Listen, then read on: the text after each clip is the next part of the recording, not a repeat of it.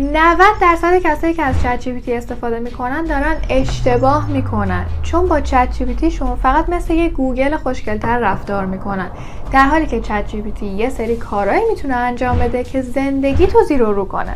توی ویدیوی امروز میخوام براتون یه سری از قابلیت‌های چت جی پی تی رو بگم که مطمئنم نمیدونستید وجود داره و اگر هم آیفون دارید که آخرین قابلیت یه سورپرایز برای آیفونیا.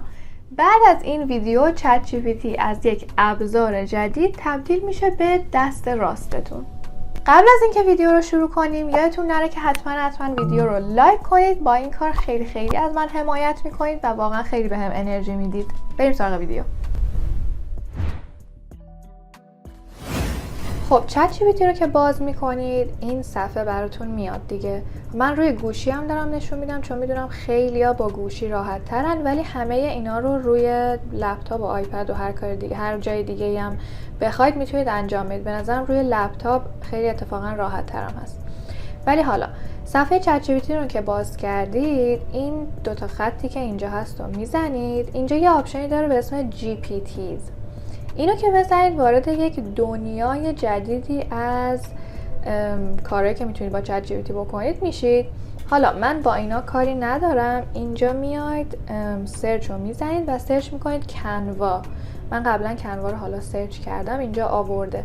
اگر نمیدونید کنوا چیه، کنوا یه اپلیکیشنیه برای دیزاین و هر چیزی که مربوط به دیزاین میشه، مثلا درست کردن پرزنتیشن، درست کردن مثلا کاور ویدیو یا حتی ادیت ویدیو. بعضی موقع ها کنوا رو که باز کنید اینجا استارت چت رو میزنید و شروع میکنید باهاش چت کردن. این آپشنش خیلی انگلیسیش بهتر کار میکنه تا فارسی اونجوری که من امتحان کردم. الان بهتون نشون میدم. من بهش گفتم که یه دونه پروژه دانشگاه دارم راجع به غذا خوردن سالم و کلاً بنفیتاش.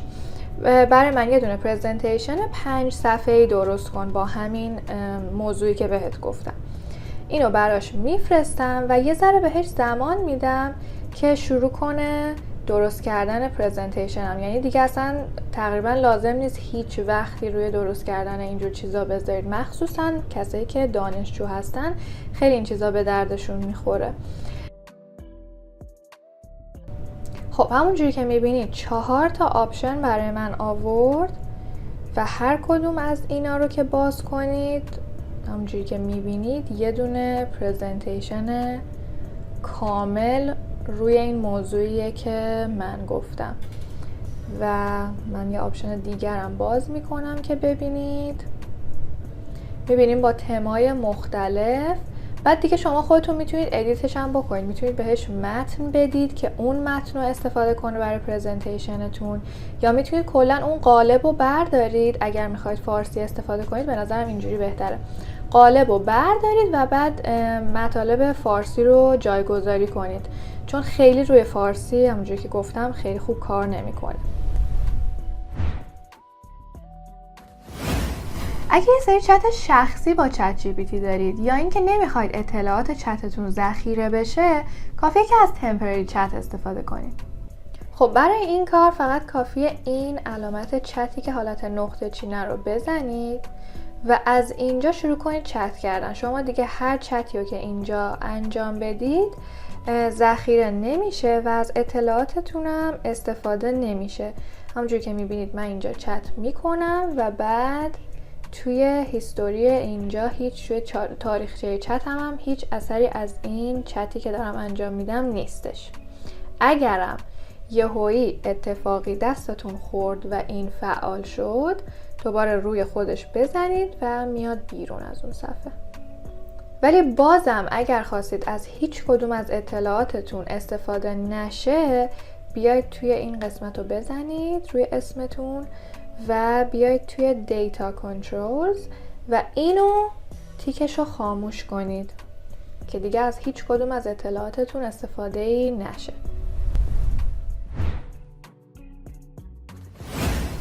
دوست داری چت جی پی تی با لحن شوخ جوابتو بده یا خیلی جدی و رسمی باشه؟ خب برای اینکه شخصیت چت جی پی تی تون رو عوض کنید فقط کافیه دوباره بیاید اینجا روی اکانتتون بزنید، بیاید توی قسمت پرسونالیزیشن و کاستومایز چت جی پی تی رو بزنید.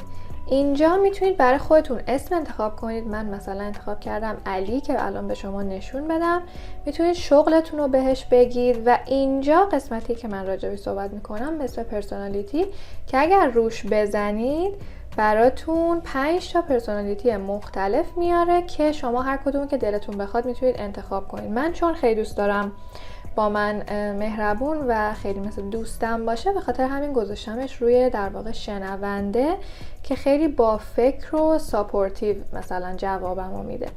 الان سیو رو میزنید بعد از اینکه این کارا رو کردید و میایم توی چت برای اینکه بهتون نشون بدم اسمم چیه. به همین راحتی اسم منو فکر میکنه الان علیه. یه چیز دیگه که این وسط خیلی ساده است و یادم افتاد بهتون بگم، اینجا دوباره بیاید توی تاریخچه چتتون روی هر کدوم از چت‌ها که نگه دارید میتونید اسمش رو عوض کنید. رینیمو که مثلا بزنید، من الان اسم اینو میذارم مثلا علی و سیوش میکنم، اسم این میشه علی. چون بعضی موقع ها این اسمایی که انتخاب میکنه حالا خیلی اون چیزی نیستش که شما راجبش صحبت کردین، به خاطر همین اینجوری خودتون میتونید براشون اسم بذارید که خیلی راحت‌تر بتونید پیداش کنید.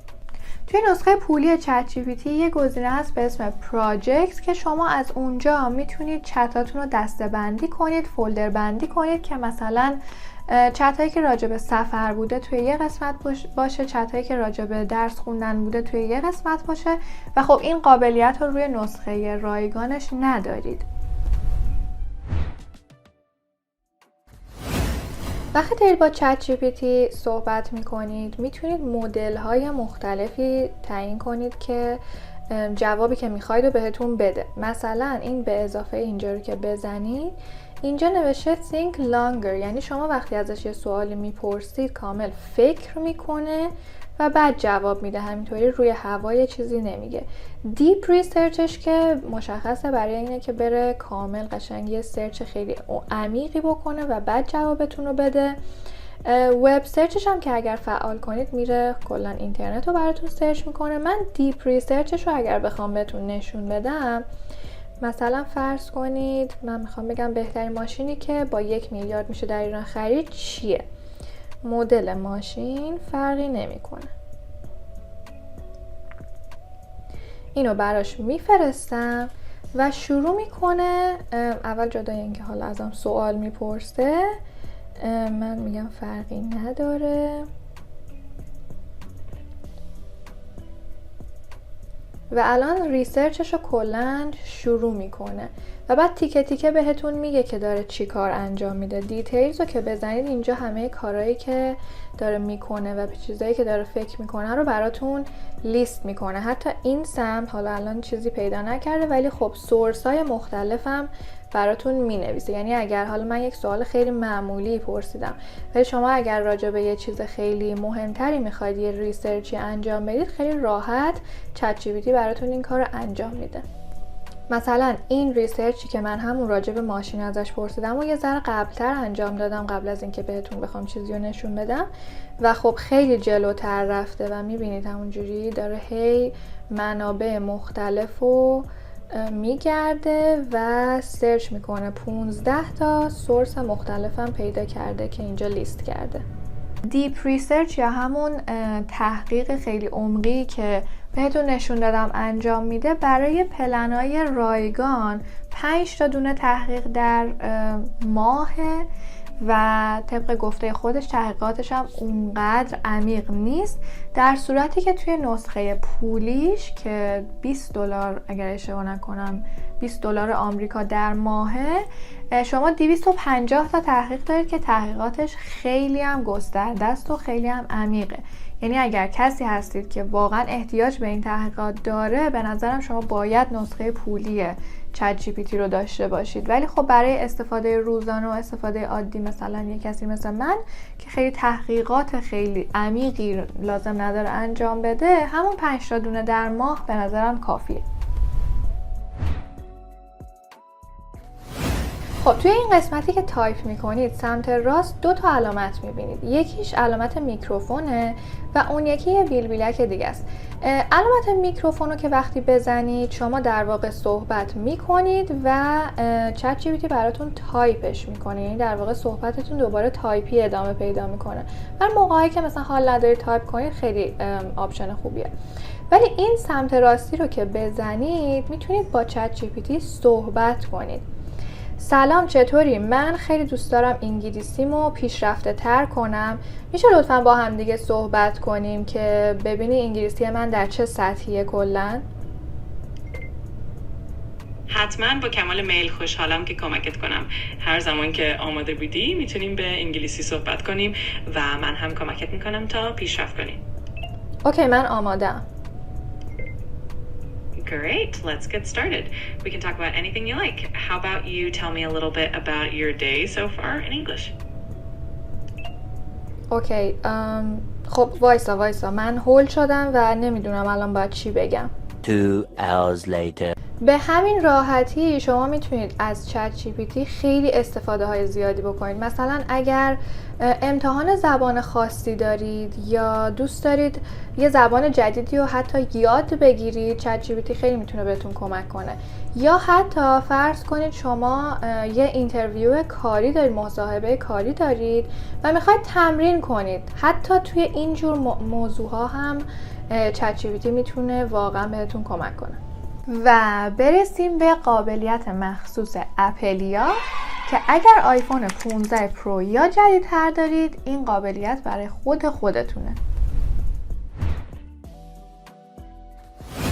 خب اگر گوشیتون 15 پرو یا جدیدتره کافیه که بیاید توی ستینگ، توی قسمت اپل اینتلیجنس و مطمئن بشید که اپل اینتلیجنستون روشنه و بیایید پایین توی قسمت اکستنشنز چت جی پی تی رو بزنید و از اینجا یوز چت جی پی تی رو روشن کنید که از این به بعد هر کاری رو که سیری نمیتونه انجام بده میره از چت جی پی تی میپرسه. مثلا من الان بهش میگم که برای من یه دونه ویدیو یوتیوب بنویسه راجع به پیکان جوانان و اینو بهش میگم و میگه میخوای از چت جی پی تی استفاده کنم؟ میگم بله، برو چت جی پی تی رو باز کن و برای من ویدیو رو بنویس. به همین راحتی سیری احمق هیچ کار بلدتون یهو تبدیل میشه به چت جی پی تی همه چی بلد. چه رایگانشو داشته باشید، چه نسخه پولیشو، چت جی پی تی دنیای بزرگه و واقعا حیفه که بخواید فقط در حد سرچ های ساده ازش استفاده کنید. حالا شما توی کامنت ها به هم بگید کدوم یکی از این قابلیت ها بیشتر از همه به دردتون میخورد و فکر میکنید کدوم ها از همه بیشتر استفاده کنید. مرسی که تا آخر ویدیو همراه من بودید. یادتون نره که حتما ویدیو رو لایک کنید، چنل رو سابسکرایب کنید و تا ویدیوهای بعدی خدافظ.